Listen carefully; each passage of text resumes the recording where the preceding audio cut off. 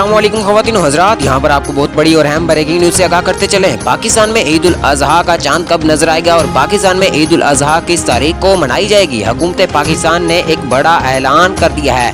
ख़वातीन व हज़रात, जैसा कि आपको मालूम ही है कि ईद उल फितर हो या ईद उल अज़हा हो, मुसलमानों को बेसब्री से इंतज़ार रहता है।